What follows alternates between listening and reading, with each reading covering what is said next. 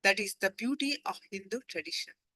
The first university started in Kailasa by Paramashiva, Sarvajñapita, expanded into multiple universities called Naimisharanya, Tapovana, Vedaranya, Kashi, Kanchi, Mathura. Unfortunately, everything was destroyed.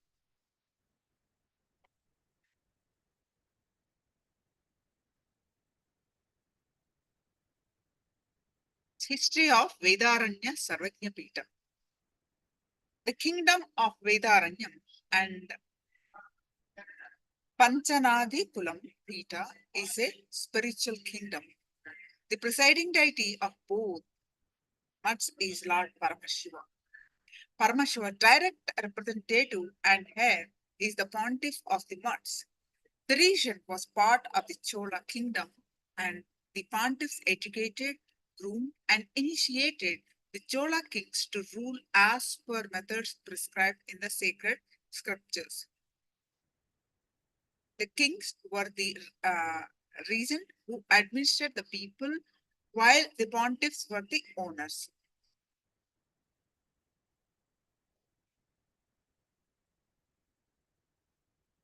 Mark of revival Kailasa's Paramparagata Surya Vamsas Sarvajñapita worship at Arunachala Jnanadeshika Swamigal Mutt. Here, Panchanadikulam offering Annadan to all the visitors, those who came to serve the temple dedicated to Shiva, located in the town of Vedaranyam in Tamil Nadu.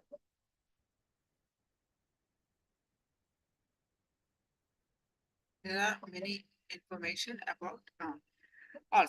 So your copy included with gifts available in over 25 languages from Nithyanandapedia.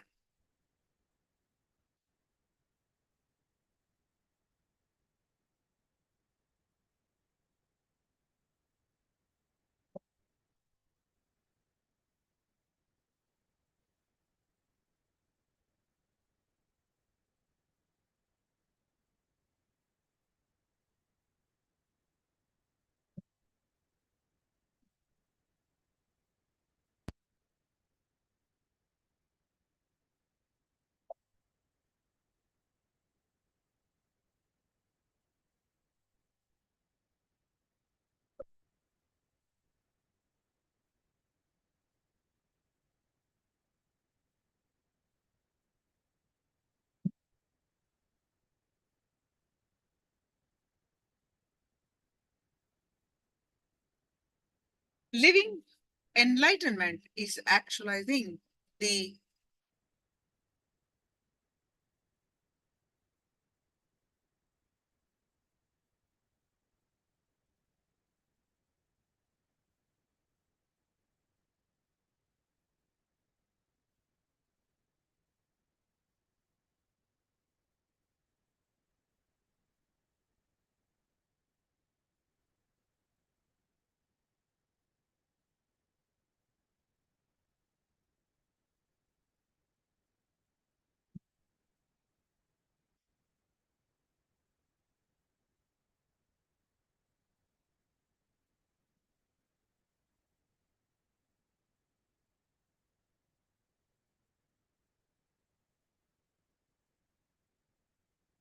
living enlightenment is actualizing the limitless potential and experiencing the ultimate as every moment of life unfolds afresh.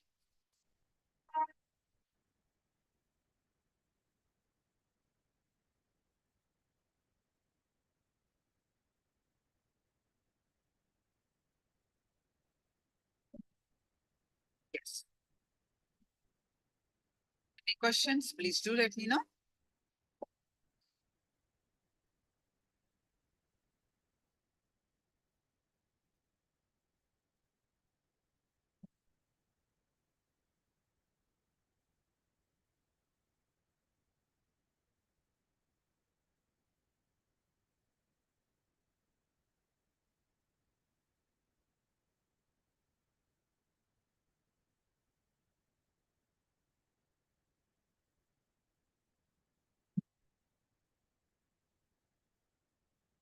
So to live enlightenment, what is that we are stuck? What is that we are missing? What is that we need to do? What are the major things that come in the way? We'll be discussing those topics today and the solutions.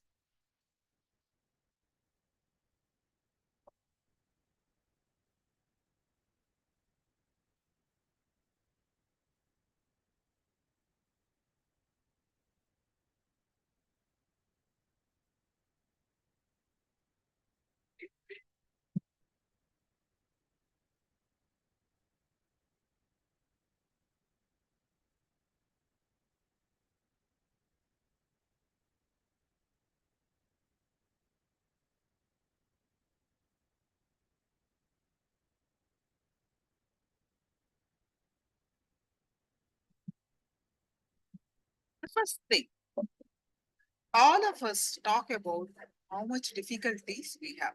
See, what is living enlightenment? Being powerful all the time, isn't it? Basic, one line. Being powerful all the time.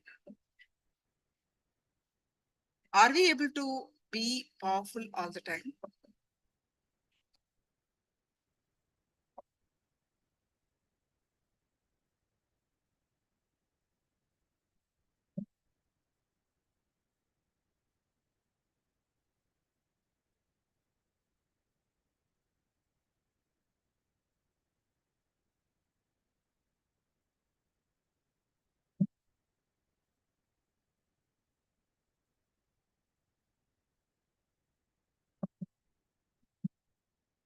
Are we able to be powerful all the time? The answer, yes or no. Are we able to be happy all the time? Are you able to be blissful all the time? If I ask you, many of you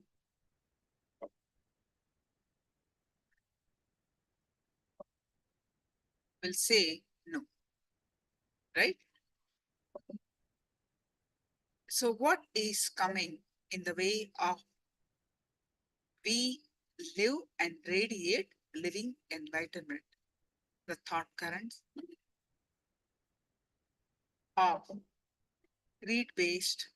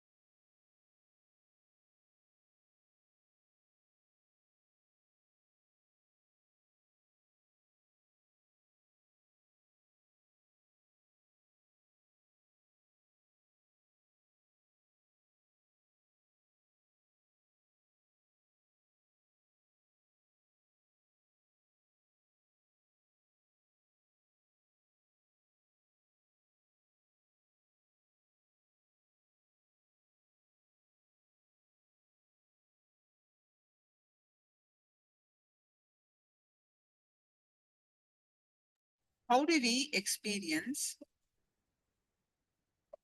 living enlightenment all the time? How do we achieve it? So the main thing that come all the time is our fears, our greeds,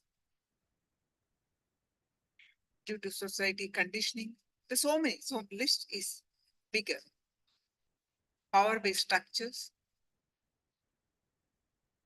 If you list it, there's so many that we can talk about. So the thought currents that which are fear-based, greed-based, how do we eliminate them? How do we protect ourselves from these? So let's listen from Swamiji and work on them to live for living enlightenment and radiating enlightenment. Power-based structures are created for unity.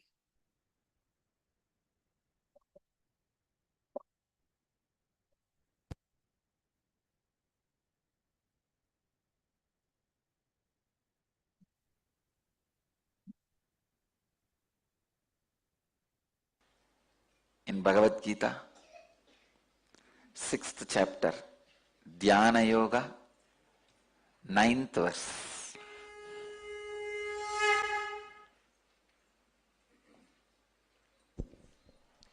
सुहृन्मित्रार्युदासीना मध्यस्तद्वेष्य बन्धुषु साधुष्वपि च पापेषु समबुद्धिर्विशिष्यते. Shuhurunmitraryudasena madhyastadveshya bandhushu satushvapi cha papeshu samabuddhir visishyate.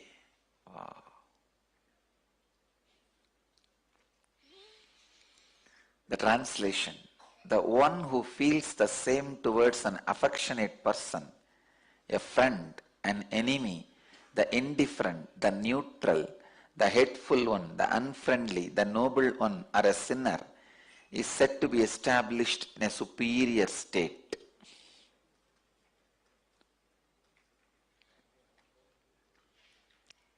Understand these few basic sacred secrets. Meditation is not an action, it is a lifestyle.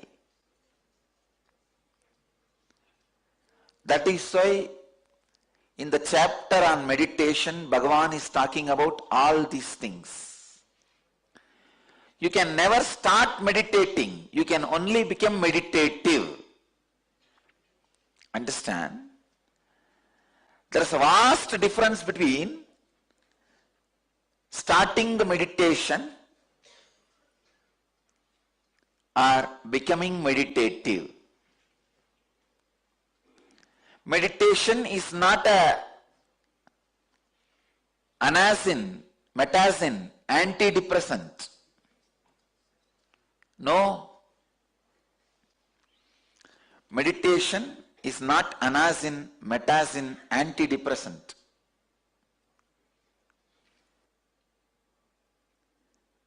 Please understand. Meditation cannot be just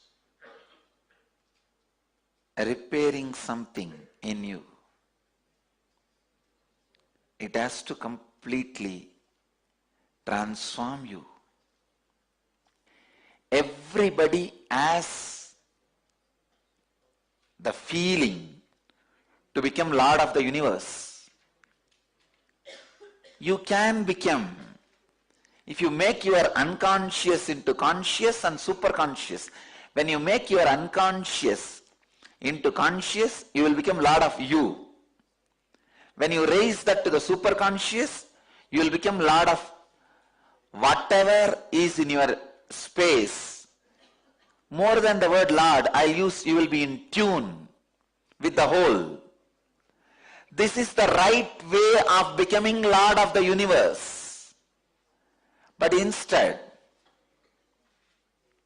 you try to become a power center through political power. I tell you,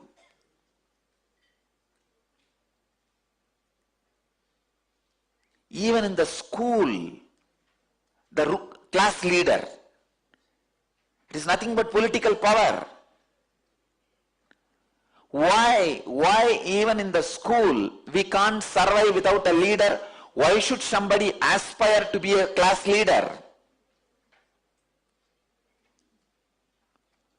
First time I resisted this political structure is when I was appointed as a class leader. When I was in the 7th standard, I still remember.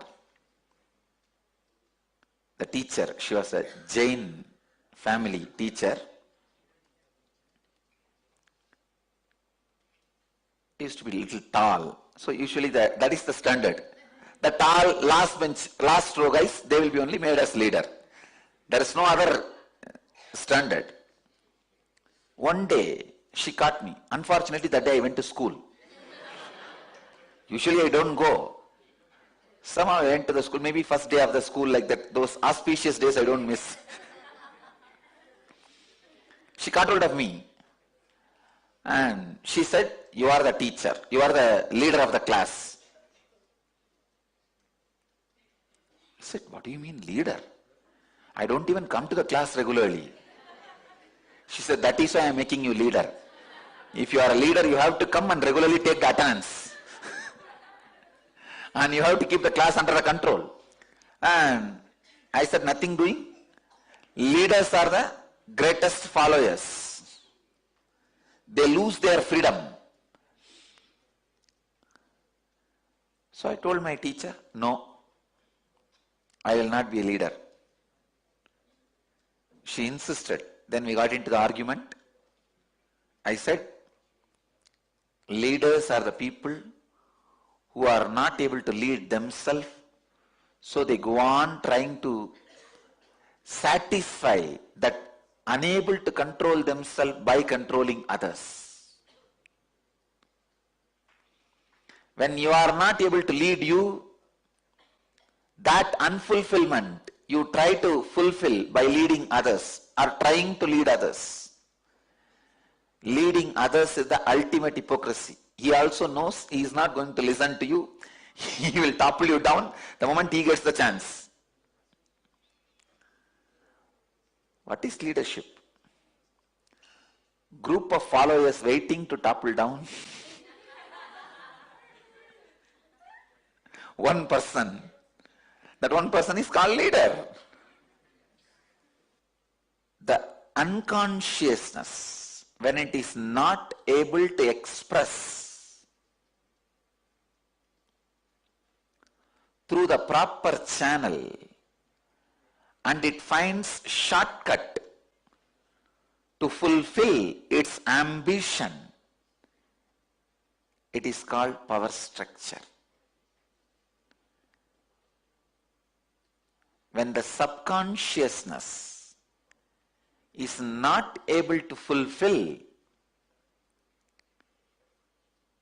its purpose, the perversion it creates is greed structure. Let me explain this subconsciousness. What is subconsciousness? Subconsciousness is nothing but the space where you dump your unfulfilled but imagined, visualized fantasies. For example,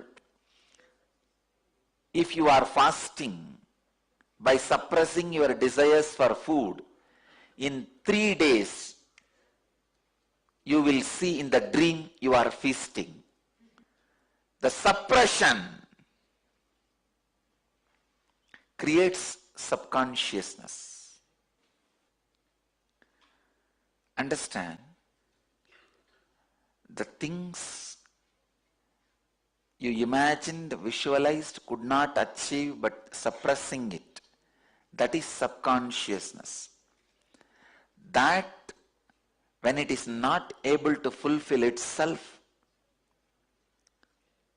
it comes out of you as a greed perversion. What is the way for the subconscious to release itself properly? Right amount of sleeping and dreaming. I tell you, if you have the right quality and quantity of sleep and dreaming, you will not suffer with greed-based structure. You will not be running behind money which is not required for you. That is why all the civilizations which are suffering with greed suffers with sleeplessness. All the civilizations which suffers with the subconscious greed suffers with sleeplessness. I tell you, healthy sleep and dream, you will be free from greed-based structure. Understand? I am going to the roots of this human suffering. Greed-based system, the money-based lifestyle is rooted on your subconsciousness. A good sleep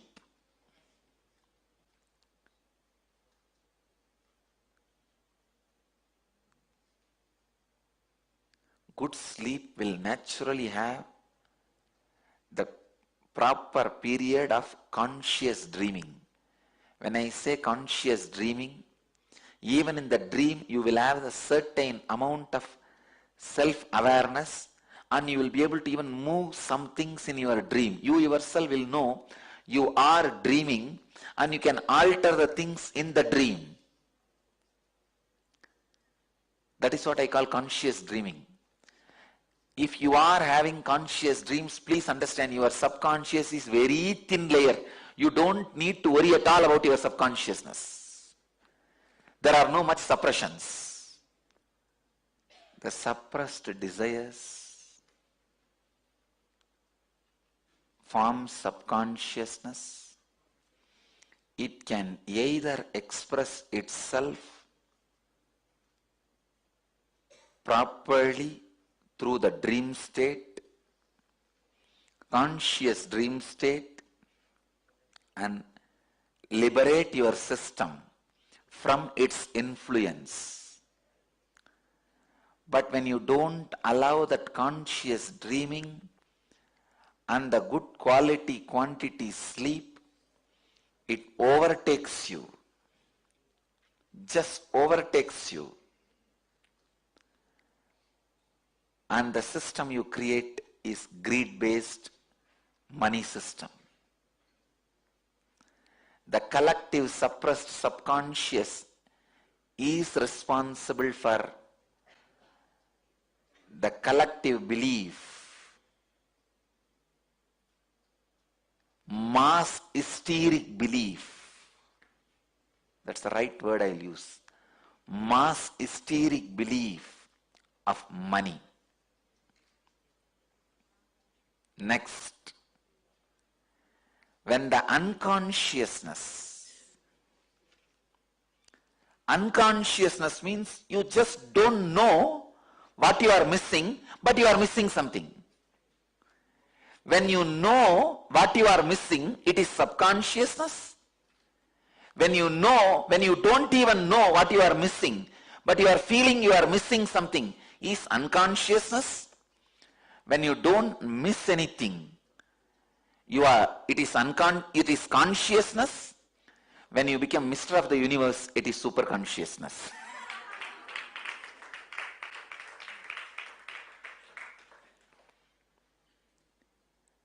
When you know you are missing something, and missing is subconsciousness. Please understand.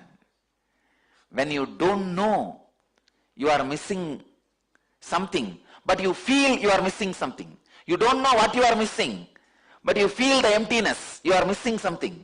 That is unconsciousness. when you don't miss anything, complete with yourself, it is consciousness. When whole universe feels the fulfillment through you, it is super consciousness. Understand this unconsciousness. You don't know what you are really missing, what you really want, but you feel emptiness. That is why you think, oh, if I become MLA, I think I'll feel fulfilled. If I become MP, I'll feel fulfilled. If I become president, I'll feel fulfilled. If I become prime minister, I'll feel fulfilled. Unconscious man acts as if he is going to fulfill others' subconsciousness so that he can become leader. That is why the politicians always give big promises. They give you the feeling, I will fulfill your subconsciousness. And the same way, subconscious fellows promise the politicians that we will fulfill your unconsciousness. It is subconsciousness scratching the back of unconsciousness and unconsciousness scratching the back of subconsciousness. This verse, Suhrun Mitrar Yudasina Madhyastha Dveshya Bandhushu Satushva Vicha Papeshu Samabuddhir Visishyate. Samabuddhir Visishyate. Bhagavan is revealing powerful truth to all of us, to be in samabuddhi, equal mind, same towards affectionate person, a friend, an enemy, the indifferent, the neutral, the hateful, the unfriendly, the noble one, or the sinner. Means realizing the futility of the power structure. It is power structure which classifies somebody as a right, wrong, good, bad, neutral. It is your ambition towards the power structure and the ambition damaging you. Please understand, when the political thought trend damages your consciousness and mind, that makes you believe that somebody is good to you, somebody is bad to you, somebody is neutral with you, somebody is good to everybody, somebody is bad to everybody. See, if somebody is good to you, he is your friend. If he is bad to you, he is your enemy. If he is neither good nor bad, he is neutral. If somebody you are made to believe by the political structure, he is bad to everybody, he is called sinner. If you are made to believe by the political structure, he is good to everybody, he is sadhu. I tell you, it is all just PR exercise.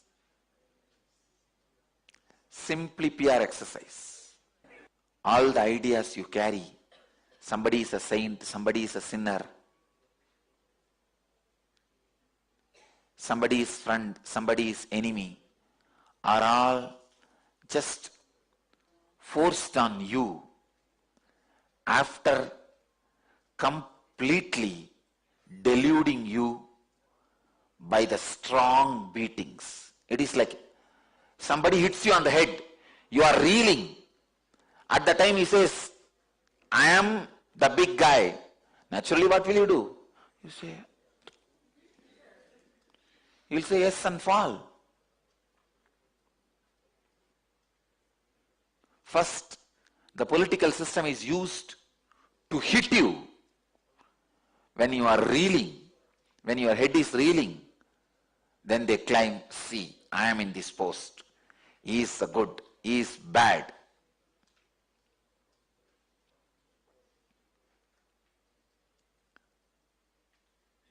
It is time we bring a human civilization where the money-based thought trend and political thought trend does not become part of our life. It just stands as a utility. Let the shoes be left in shoe stand. Umbrella be left in umbrella stand. Let them not come to the bedroom. Let the influence over the citizens by the political system be reduced.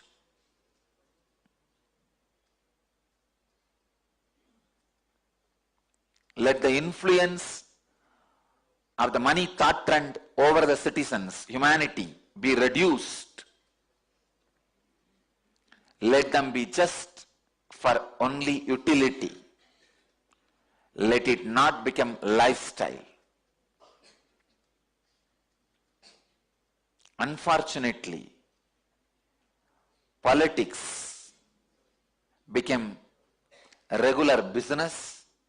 Business became ambition to have power over politicians. When the business gets the ambition of power over politicians, and the politicians decide to make their lifestyle as a business, both corrupt each other and destroy humanity. So the idea of saint or sinner. What is saint or sinner? If you are made to believe one person is doing good to one person, that one person is called your friend. If you are made to believe that one person is doing good to everyone, he is made to be believed as a saint. Saint or sinner, good or bad, is all the ideas your consciousness perceived when you are beaten by the political power-based thought trends. As a child, you are beaten. In the young age, we all learnt who is MLA, who is MP, what is Rajya Sabha, what is Lok Sabha, what is Prime Minister, what is President. Young age, we learnt the economy. 1 plus 1 is 2, 2 plus 2 is 4.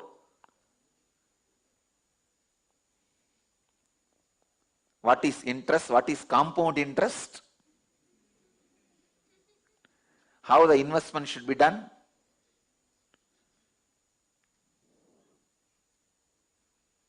My Gurukul kids should know. There is no 1 plus 1. There is only 1, which is beyond 1. The 1 itself was created for utility. And the 1 plus 1 is also utility. Things which you created for utility, when you became utility for them, it is like you create fire for you cooking and eating, but fire eats you. You create fire for your eating, but suddenly fire becomes big and eats you. People who are eating from the fire are conscious beings. People who are eaten by the fire are unconscious and subconscious beings. Here Krishna says, wake up, be a conscious being. That is what I call inner awakening. Waking up to the facts of power-based political thought trends and protecting yourself is Yen leadership. Waking up to the facts of greed-based money thought trends and protecting yourself is Yen wealth. Let the wealth be enlightening wealth. Let the leadership consciousness be enlightening leadership consciousness in you. It is so unfortunate Even some of the most intelligent people are caught in this thought trend and unable to come out of it. Understand the roots of why you feel somebody is friend, somebody is enemy, somebody is neutral, somebody is good, somebody is bad. Then you will understand all your ideas are just ideas. When you realize that, everybody will be graceful. The moment you feel everything and everybody is graceful, that is when you achieve what Bhagavan calls samabuddhir visishyate. Let your thought trend be repaired, purified, cleansed.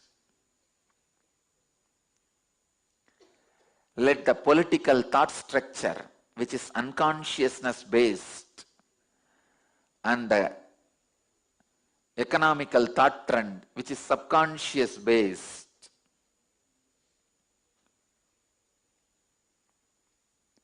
not hit at your consciousness.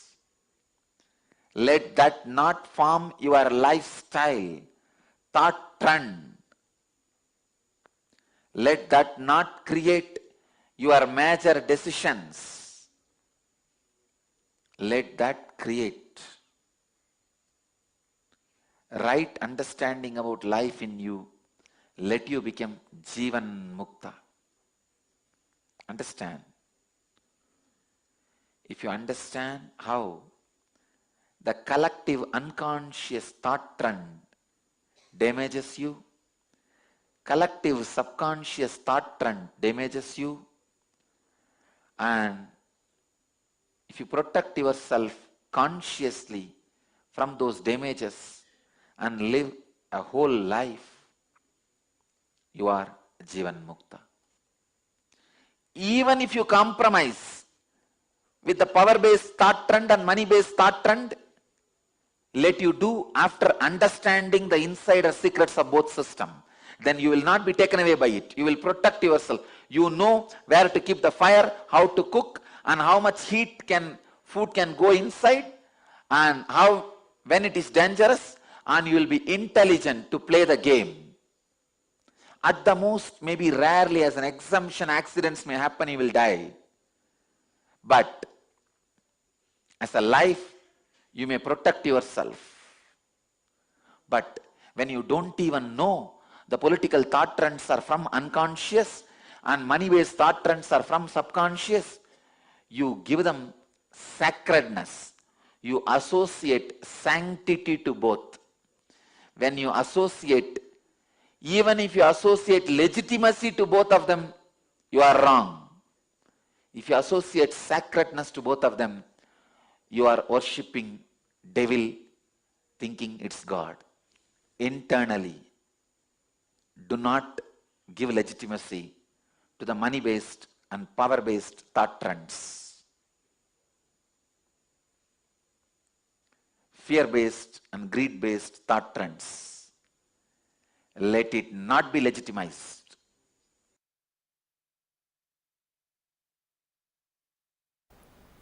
So all the outer world rules and regulations, whether it is simple traffic rules or the law of the land, is based on the action performed. Commission and omission of acts. Because outer world can understand only that. Outer world functions only with that. Outer world can measure only up to that. In search of stability and surety, possibility is forgotten. Listen. Yes, outer world can grasp only that. Whether you walk in the left side or right side, you should walk or not in the left side or right side. It can only go to that extent. Outer world can understand only that extent is not wrong, but they try to become fanatically declaring only that much exists is something seriously wrong.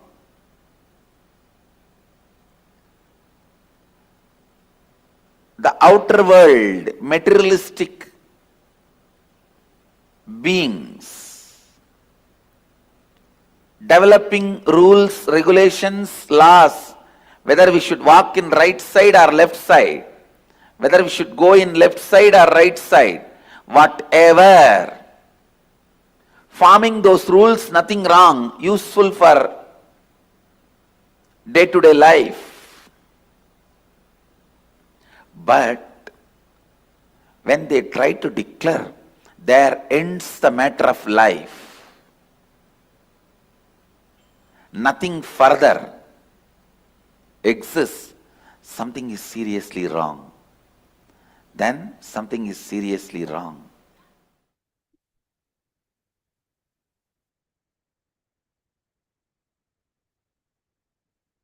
Yes. Now,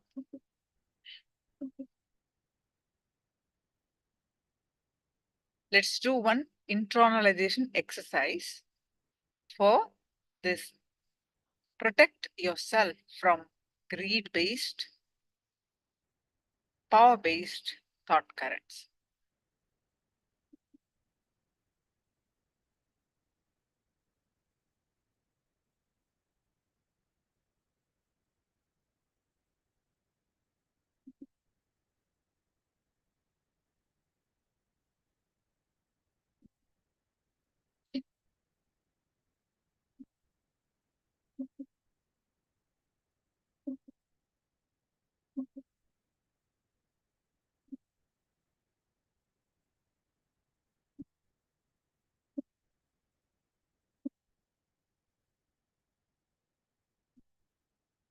Yes.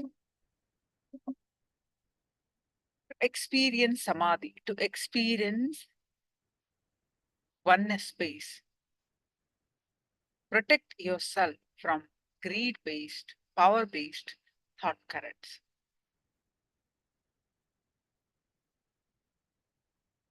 Now, what is the root of human suffering? Let's contemplate. Suppressed desires from subconsciousness layer. Greed-based system. The money-based lifestyle is rooted in this subconsciousness. A good sleep with a conscious dreaming, where the suppressed desires express themselves even in the dream. You will have certain self-awareness and you will be able to alter the things in the dream, will ensure that the subconsciousness does not contribute to the collective mass hysteric belief of money.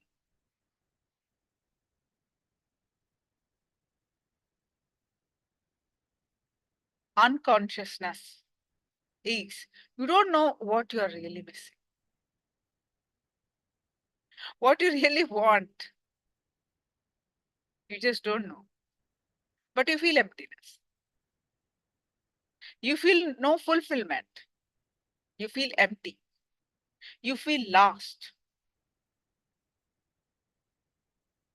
That's why you think, oh, if I become president, I'll be fulfilled.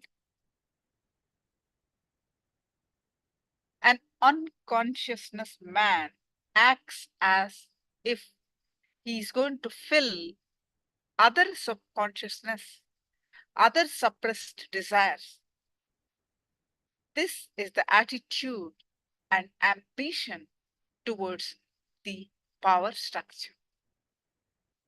That's why the politicians always give big promises. They give you the feeling, I will fulfill your subconsciousness.